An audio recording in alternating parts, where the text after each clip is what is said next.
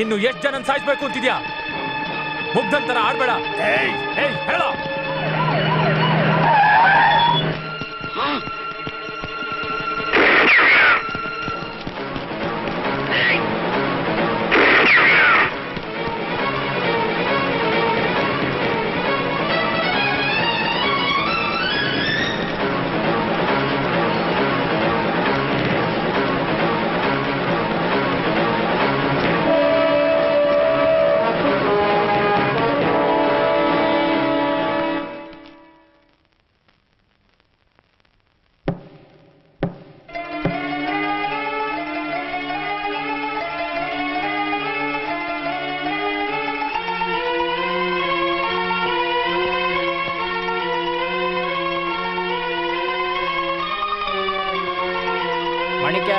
ಮಾಣಿಕ್ಯ ಮಾಣಿಕ್ಯ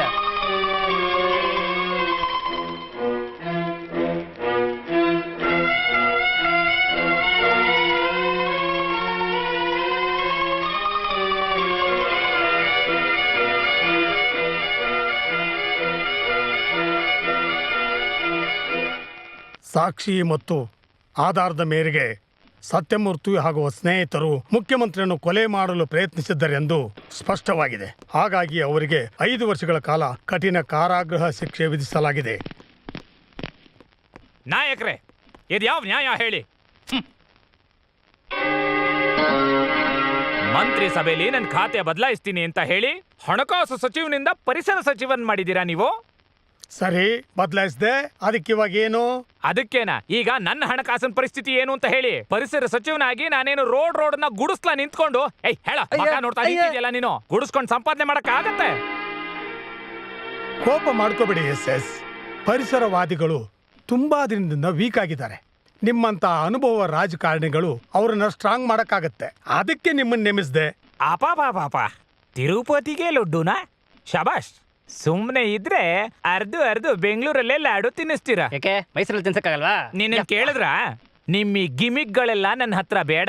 ಇನ್ನೊಂದು ವಾರದಲ್ಲಿ ನನಗೆ ಒಳ್ಳೆ ಖಾತೆ ಕೊಡ್ಲಿಲ್ಲ ಅಂದ್ರೆ ಈ ಮುಖ್ಯಮಂತ್ರಿಗಳು ಮಾಜಿ ಮುಖ್ಯಮಂತ್ರಿಗಳಾಗೋಗ್ತಾರೆ. ಹುಷಾರು. ಏನ್ ಬೆದರಿಕೆ ಹಾಕ್ತಾ ಇದೀಯಾ? ಬೆದರಿಕೆ ಅಲ್ಲ, ಸತ್ಯ ಹೇಳ್ತಿದ್ದೀನಿ. ನನ್ನ ಕೈಯಲ್ಲಿ 61 MLA 9 ಮಂತ್ರಿಗಳಿದ್ದಾರೆ.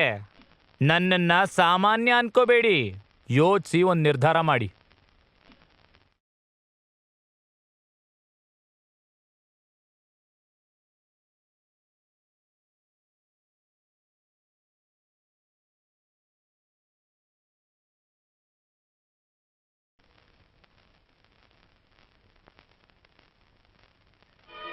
ಏನೋ ದಿಢೀರಂತ 61 MLA ಅದು ಇದು ಅಂತ ಭಯ ಪಡಿಸ್ತಾ ಇದ್ದಾನೆ. ಯಾವುದಕ್ಕೂ ಅವನನ್ನು ವಾಚ್ ಮಾಡಿ.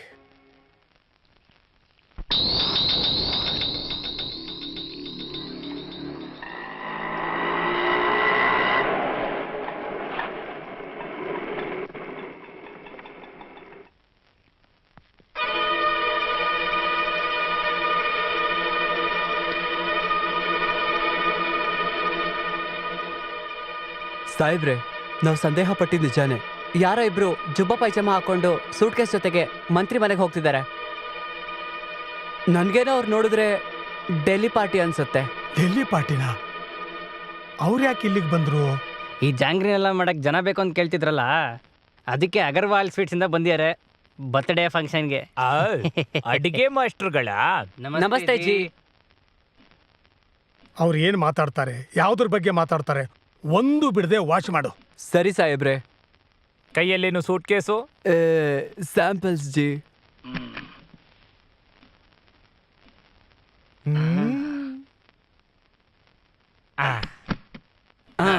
ಹುಷಾರು, ನೀನೇ ಇಟ್ಕೋಬೇಡ. ಸಾಹೇಬ್ರೆ, ಸೂಟ್ ಕೇಸ್ ಬದಲಾಗ್ತಾ ಇದೆ. ಸೂಟ್ ಕೇಸ್ ಬದಲಾಯಿಸ್ಕೋತಾ ಇದ್ದಾರಾ? ಹಾಗಾದ್ರೆ ಅದರಲ್ಲಿ ಹಣ ಇರುತ್ತೆ. ಸುಮಾರು ಎಷ್ಟು ಜನಕ್ಕೆ ಬರ್ತಾರೆ ಸರ್? ಒಂದು 50-60 ಜನ ಬರಬಹುದು. 60 ಜನ ಅಂದ್ರೆ ತುಂಬಾ ಈಸಿಗೆ ಮುಗಿಸ್ಬೋದು ಸರ್. 60 ಜನರ ಸಹಾಯ ಇದ್ರೆ ಈಸಿಯಾಗಿ ಮುಗಿಸ್ಬೋದು ಅಂತಿದ್ದಾರೆ ಸರ್. ಸರಿ, ಹೋಗಿ. ನಮಸ್ತೆ ಸರ್. 1 ನಿಮಿಷ. ಸರ್, ನನಗೆ ಆಯಿಲ್ ಆಗಲ್ಲ, ಹಾಗಾಗಿ ಆಯಿಲ್ನೆಲ್ಲ ಕಡಿಮೆ ಬಳಸಿ. ಅದೇ ಎಲ್ಲ ಮಾಡಿ ಮುಗಿಸಿದ್ಮೇಲೆ ತಿರ್ವಾಕ್ಬಿಡ್ತೀವಲ್ಲ ಸರ್, ಆಮೇಲೆ ಮೊತ್ತಲಿರುತ್ತೆ. ಸಾಹೇಬ್ರೆ, ಸಂದೇಹನೇ ಇಲ್ಲ, ಪಕ್ಷನ ತಿರುವು ಹಾಕೋದ್ರ ಬಗ್ಗೆನೇ ಮಾತಾಡ್ತಿದ್ದಾರೆ. ಹಾಗಾದ್ರೆ ನಾಳೆಗೆ ಭೇಟಿ ಮಾಡ್ತೀವಿ ಸರ್.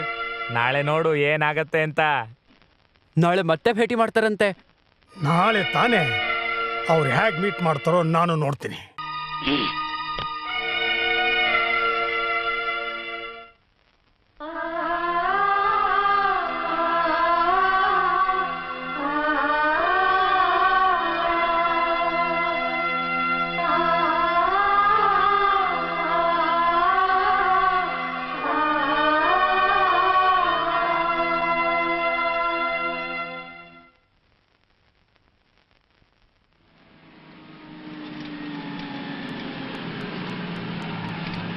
ನಮಸ್ಕಾರ ಸಾಹೇಬ್ರೆ.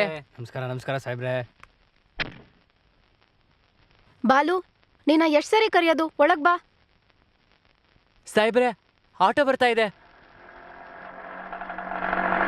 ಸಾಹೇಬ್ರೆ, ಡೆಲ್ಲಿ ಪಾರ್ಟಿನೇ.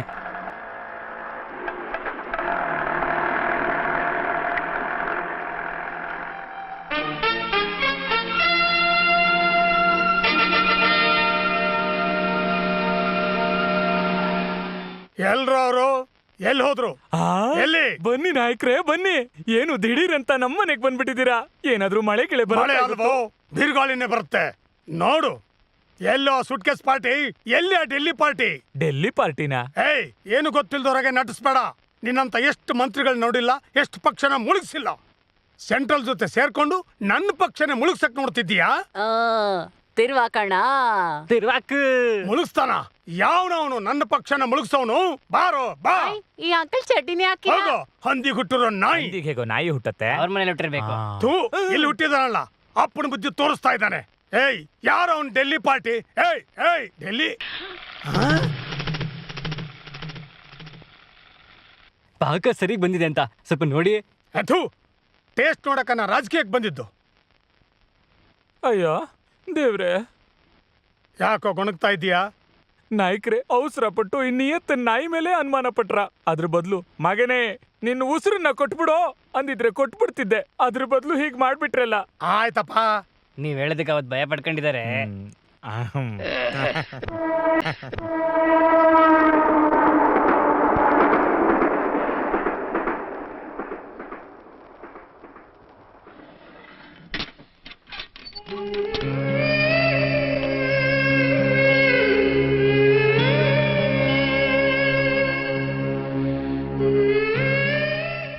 ಹೇಗಿದ್ದೀರಾ?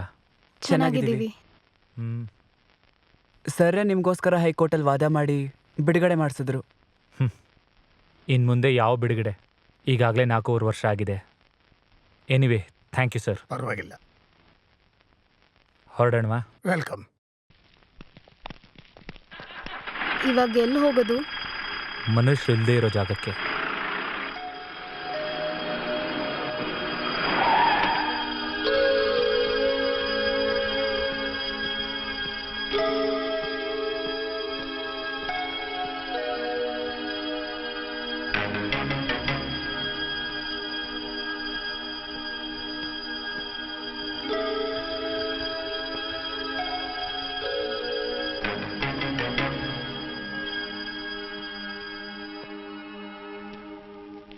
ನೀವೆಲ್ಲ ನಾಳೆನೇ ರಿಲೀಸ್ ಆಗೋದು ಅಂತ ನಿಮ್ ಮನೇಲಿ ಅನ್ಕೊಂಡಿದ್ದಾರೆ.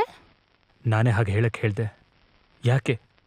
ಅವ್ರು ಬಂದು ನಮ್ಮನ್ನು ತಬ್ಕೊಂಡು ಕಣ್ಣೀರು ಹಾಕಿ ಸುಮ್ಮನೆ ಇರೋ ಅಂಗಡಿ ವ್ಯಾಪಾರನ ನೋಡ್ಕೊ ಅಂತಾರೆ. ಅವರು ಹೇಡಿಗಳಾಗಿ ನಮ್ಮನ್ನು ಆಗು ಅಂತಾರೆ. ಹೀಗೆ ಹೇಡಿಯಾಗಿರೋದ್ರಿಂದಾನೇ 2 ಉಸಿರನ್ನ ಬಲಿ ಕೊಟ್ಟಿರೋದು. ಸರಿ, ಎಷ್ಟು ದಿನ ಅಂತ ಅದನ್ನೇ ನೆನ್ಸ್ಕೊಂಡಿರಕ್ಕಾಗತ್ತೆ? ನಿಧಾನವಾಗಿ ಮರೆಯೋ ಪ್ರಯತ್ನ ಮಾಡಿ. ಏನೇನ್ ಮರಿ ಅಂತಿದ್ಯಾ? ಏನು ಗೊತ್ತಿಲ್ದಿರೋ ವ್ಯಕ್ತಿನ ಅಟ್ಟಿಸ್ಕೊಂಡು ಹೊಡೆದ್ರಲ್ಲ, ಅದನ್ ಮರಿಬೇಕಾ? ಇಲ್ಲ ಕಲ್ಯಾಣ ಮಂಟಪದಲ್ಲಿ ಅತ್ಯಾಚಾರ ಮಾಡಿ ಕೊಲೆ ಮಾಡಿದ್ರಲ್ಲ, ಅದನ್ ಮರಿಬೇಕಾ?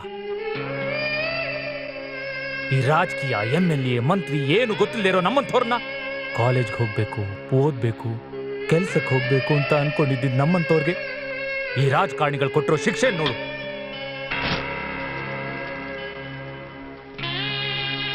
ಇಲ್ಲಿ ನೋಡು, ಒಂದ್ ಕೈಯನ್ನು ನೋಡು, ನೋಡು, ಇಕ್ಲ ಇದೆಯಲ್ಲ, ಇಕ್ಕಲದಲ್ಲಿ ಹಿಡಿದು ಒಂದೊಂದು ಉಗ್ರನ್ನು ಕಿತ್ತಿದ್ದಾರೆ ಲಾಕಪ್ ಅಲ್ಲಿ. ಅದನ್ನ ನೀನ್ ಅನುಭವಿಸಿದ್ಯಾ? ಅದನ್ನ ನೋವು ನಿನಗ್ ಗೊತ್ತಾ? ಗೊತ್ತಿಲ್ಲ. ಬೇಕಾದ್ರೆ ನೀನ್ ಸುಮ್ನಿರು, ನಮ್ಮನ್ ಸುಮ್ನಿರಕ್ ಹೇಳ್ಬೇಡ. ನಾನೇನು ಹಾಗೆ ಹೇಳ್ತಾ ಇಲ್ಲ. ರಕ್ತಕ್ಕೆ ರಕ್ತನೇ ಪರಿಹಾರ ಅಲ್ಲ ಅಂತ ಹೇಳ್ತಾ ಇದ್ದೀನಿ. ನಿಂಗೇನು ಗೊತ್ತಿಲ್ಲಮ್ಮ. ಒಂದ್ ಕೆನ್ನೆಗೆ ಹೊಡೆದ್ರೆ ಇನ್ನೊಂದ್ ಕೆನ್ನೆ ತೋರ್ಸು ಅನ್ನೋದು ಹಳೆ ಗಾದೆ. ಹೊಸ ಗಾದೆ ಏನ್ ಗೊತ್ತಾ? ಒಂದ್ ಕೆನ್ನೆಗೆ ಹೊಡೆದ್ರೆ ತಿರುಗಿಸಿ 2 ಕೆನ್ನೆಗೆ ಹೊಡಿ ಅನ್ನೋದು. ಹಂಗೆ ಹೇಳೋ. ಯಾವ ರೌಡಿಸಮ್ ಇಂದ ನಮ್ ಬದುಕು ಹೀಗಾಯ್ತೋ ಆ ರೌಡಿಸಮೇ ಇಲ್ದೇ ಇರೋ ಹಾಗೆ ಮಾಡ್ಬೇಕು ನಾವು. ಇನ್ಮೇಲೆ ಈ ರೌಡಿಸಮೇ ಇರಬಾರ್ದು, ರೌಡಿಗಳೇ ಇರಬಾರ್ದು. ಕೈ ಎತ್ತಕ್ ಮುಂಚೆ ಎಲ್ಲರೂ ಯೋಚಿಸ್ಬೇಕು.